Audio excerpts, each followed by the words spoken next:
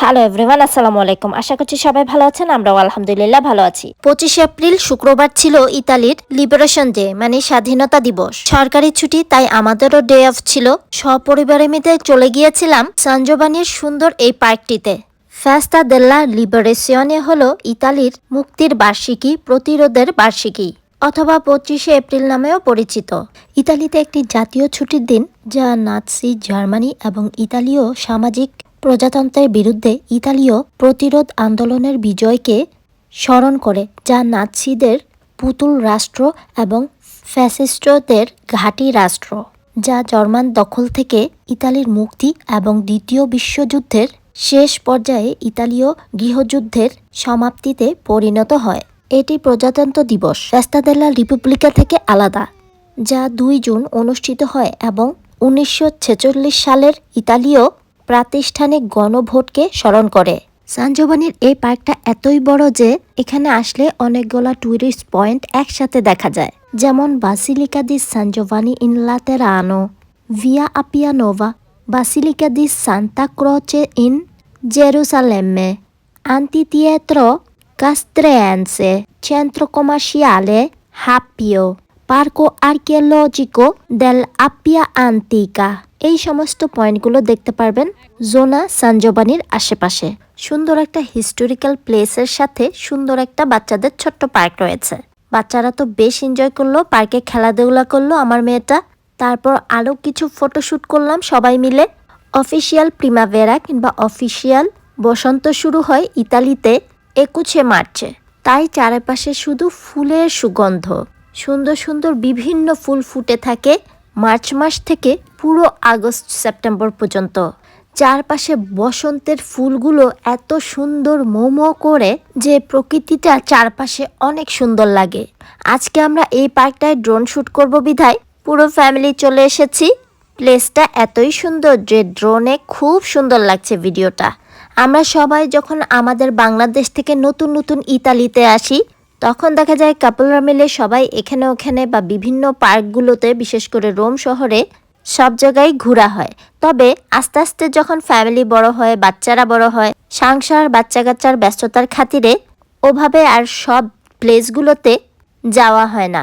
অথচ 10 বছর আগে আমি আর বাচ্চাদের পাপা আর সাহির এই পার্কটাতে বেশ এসেছিলাম। আমার মেয়ে আর আমি হাত ধরে হাঁটছি আর ওকেও বলার চেষ্টা করছি এই সান জোভানির হসপিটালটাই সাহিরের জন্ম। সেই উত্তরে প্রায় সময় আমার মেয়ে জিজ্ঞেস করে, তাহলে আমি কোথায় ছিলাম? প্রতিবার একই উত্তর দেওয়া হয়, তুমি তখন আল্লাহর কাছে ছিলে। নিচের সরু এই লম্বা রাস্তাটা খুবই সুন্দর। আরও বেশি ফুটিয়ে তুলেছে এই ধরনের লাল সাদা ফুলগুলো। সবাই মিলে বেশ কয়েকটা ফ্যামিলি ফটো তুলে নিয়েছি, কারণ এই স্মৃতিগুলোই রয়ে যাবে আমার কাছে। আমার এই সুন্দর পারিবারিক মুহূর্তগুলো, বাচ্চাদের এই ছোটবেলার স্মৃতিগুলো সব কিছুই রয়ে যাবে শুধুমাত্র স্মৃতির পাতায়। আমার মেয়েটা টুকটুক করে সুন্দর এই লাল রঙের ফুলগুলো কুড়িয়ে নিচ্ছিল। ওকে দেখে আমার শৈশবের কথা মনে পড়ে গেল। আর মনে মনে ভাবছিলাম, ছোটবেলায় হয়তো আমাদের বেস্ট একটা সময় ছিল। না থাকে কোনো টেনশন, স্ট্রেস, থাকে চোখ ভর্তি স্বপ্ন, কত শত ফ্যান্টাসি ড্রিম। এই সময়টা মনে হয় যেন কখন বড় হব আর সব কিছু মনের মতো করতে পারবো। কিন্তু যতই আমরা বড় হই, আমাদের শৈশবটা খুব বেশি মিস করি। কত শত টেনশন আর চিন্তা আমাদের মধ্যে কাজ করে। তখন আমরা আবারও শৈশবকালে ফিরে যেতে চাই, কিন্তু সেটা তো আর সম্ভব হয়ে ওঠে না। আমার মেয়েটার আনন্দ দেখে আমার নিজেরই খুব আনন্দ লাগছে। সবাই চায় বাচ্চাদের শৈশবটা খুব সুন্দর, ভালো কাটুক, আনন্দে কাটুক, পরিবারের সাথে কাটুক। দিন শেষে কিংবা বড় হলে যেন বলতে পারে, আমার শৈশবের দিনগুলো অনেক বেশি মধুর ছিল। এই সিজনটায়, এই মাসে ইতালির প্রত্যেকটা জায়গায় ঘাসের মধ্যে বাংলাদেশের কাশ ফুলের মতন দেখতে পাওয়া যায়। ইতালির গ্রামের দিকে কিংবা ফার্মের দিকে বেশি দেখতে পাওয়া যায় এই ধরনের কাশ ফুলগুলো। আমার ছেলে সাহিরও আমাদের সাথে বেশ এনজয় করলো। ইতালির প্রত্যেকটা পার্কই অনেক বড় জায়গা জুড়ে। তার সাথে থাকে সরকারি পার্ক, মানে বাচ্চাদের ছোটখাটো খেলার রাইড, সুন্দর সুন্দর ফুলের বাগান, তার সাথে জায়গায় জায়গায় হিস্টোরিক্যাল প্লেস তো রয়েছেই। আজকের ওয়েদারটাও খুব বেশি সুন্দর ছিল, খুব ঠান্ডা ছিল না। সন্ধ্যা নামলে কিছুটা ঠান্ডা পড়ে। বেশ কিছুদিন ধরে দেখা যায় 3-4 দিন গরম পড়লে তারপরে আবার 2-1 দিন বৃষ্টি পড়ে। তবে ইতালিতে অলরেডি সামার চলে এসেছে। এখন বাজছে প্রায় সন্ধ্যা 6:30। যেহেতু সামার প্রায় চলে এসেছে আর এখন মাগরিব হয় প্রায় সন্ধ্যা 8:30টায়। সন্ধ্যার সময় এই টাইমটাতে এই পার্কগুলোয় হাঁটতে বেশ ভালো লাগে। তার সাথে প্রকৃতির সৌন্দর্য, হিস্টোরিক্যাল প্লেস, বিশেষ করে ফুলের সমাহার, সবকিছু মিলিয়ে পরিবেশটা এত সুন্দর লাগে যে মনটাই ভরে যায়।